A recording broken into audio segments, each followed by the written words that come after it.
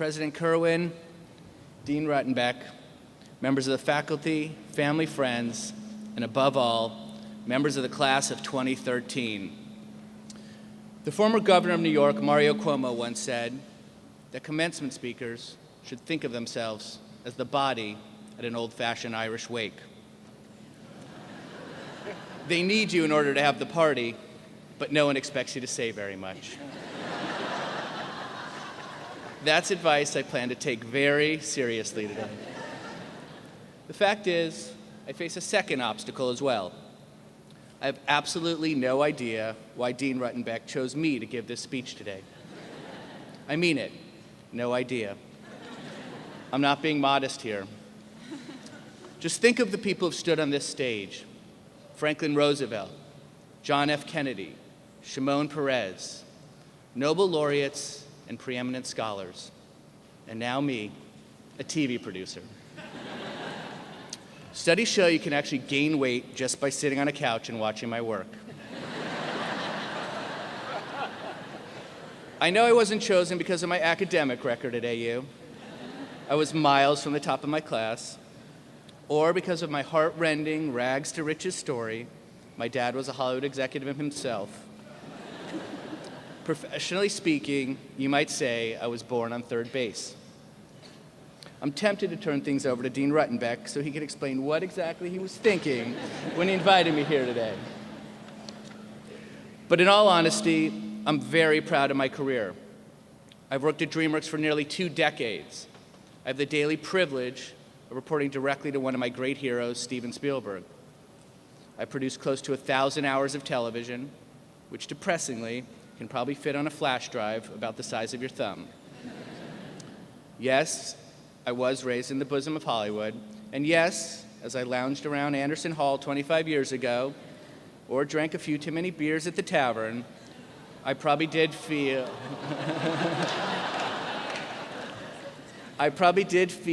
somewhat entitled. But to my great surprise back then, my mortification even, that didn't get me where I am today. Not even close. You see, I've always loved great movies and television, always loved great storytelling, which is why I spent more nights than I could count in the bowels of the Media Production Center, working on those old Steenbecks, cutting my student film for my senior thesis project. It's why I worked summers on Capitol Hill as a page for the late Jack Valenti, perhaps the greatest advocate and spokesperson that Hollywood's ever had. And it's why, upon leaving the cradle of AU, practically the first words out of my mouth were, "Dad, help me get a job." He did, as an intern at Disney in the early 90s, where he worked himself. I alphabetized, I answered phones, I made coffee runs. In other words, I was very, very important. So important that I decided to ask for a raise. I deserved it, right? No one could fetch lattes like me. I went right to the person who had to sign off on raises for any child of an executive who was lucky enough to have gotten his toe in the door, my father's boss. He was horrified and told my father, who was not an angry man, but in this instance, he made an exception and made me apologize to his boss the next day.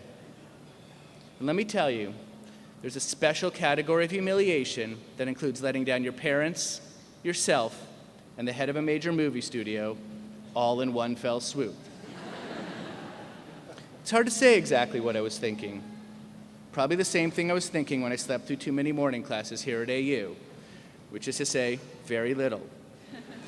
But it was in this moment, this early misstep in my career, that I vowed to never engage in or accept entitlement in my life, which meant I had to start thinking really hard after that about what it would be like if, instead of looking to my parents for help, I looked for ways to surprise and impress them with what I was doing, about what it would feel like to earn everything by myself, which I was learning was the only way I was going to earn it to begin with.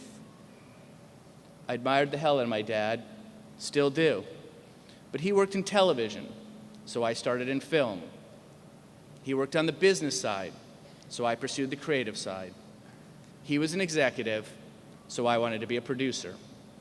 You see, I may have been born on third base, but what I set out to do was play soccer. My drive to make my own name for myself made me work 100 times harder, made me feel like I had to prove myself even more than the next person, made me feel like I had to reject any hint of privilege or entitlement. That fear of the unearned is something that stuck with me my whole career, and it's a cautionary tale that I offer you today. Now, some have called your generation the entitlement generation, the gimme generation. If that's even halfway true, it's hard to say it's your fault. You were raised by parents who only wanted the best for you. So maybe they did coddle and protect you. Maybe they did give you a trophy or two just for showing up. Who could blame them? I'd probably do the same with my kids. But if you did grow up with any sense of entitlement, you may not have created it, but you're the one who has to reject it. Trust me when I say it's fatal in the workforce. And regardless of whether you're a straight A student or just an average Jane or Joe like I was, everyone starts in the same place when they enter the working world, at the bottom. In my business, sometimes it even turns out that A students work for B students who work for C students. Because what really matters is not your grades, not your connections, but passion and hard work and sheer tenacity, which sometimes comes from the people who expect the least. I can't tell you how many graduates of Harvard and Stanford we've passed over in favor of scrappy kids from so-called lesser schools who were hungrier, more resourceful, more determined to make their own way in the world. My last intern from an Ivy League school who finished his work for the day and left the office for the Coldplay concert at 5 o'clock while everyone else was still toiling away, guess what? He didn't get promoted, although I am told he did enjoy the concert. And my intern from Chapman, who held down the fort that night, who gave up his tickets so he could cover for Kid Ivy, guess what he's doing? He's actually writing on one of our television shows on his way to a great creative career. One got better grades, went to a better school, but which one grasped what it really takes to be successful? You see, your bosses won't view you like your parents do. They don't expect you to succeed, or in most cases, even care if you do. In business, you're nobody's all-star. No one gives trophies just for showing up. But here's the secret. They desperately need you to succeed. And if you grab those reins, you really can make your own future, and there are plenty of trophies to win if you do. Entitlement can look a lot like overconfidence and arrogance, but I believe it comes from a place of fear. It comes from thinking, what if I can't make it on my own? What if I can't live up to the opportunities my parents gave me, the promise of my education here at AU? What if there's no one to catch me when I fall? Take it from someone who had his own early stumbles. That can be one of the best things that'll ever happen to you, one of the best lessons life can teach. And at the end of the day, if something's not worth a little risk, not worth the possibility of a few stumbles along the way, you'll have to wonder if it's worth doing at all. So unless you want to wind up back in your childhood bedroom, and if you do, hey, who am I to judge? Here's what I'd advise. Find what you're good at, what you're passionate about, and devour it. Find what you love because you're going to be spending decades mastering it. Learn everything there is to learn about it. In fact, obsess over it, because all that knowledge, all that intensity and focus is going to pay off handsomely down the line. Work harder than the next person. Come in earlier. Stay later. Be loyal and humble and invaluable to the people above you, because that's how they got where they are, and they can recognize those qualities from miles away. And above all, be grateful for all the opportunities your parents gave you. I can tell you that I am, that I wouldn't be standing here without the support and wisdom and the unconditional love of both my mother and my father. I'm so proud they're here today. But you can return the favor, as I've tried to do, by not using that as a crutch, by making opportunities of your own and making your parents even prouder in the process.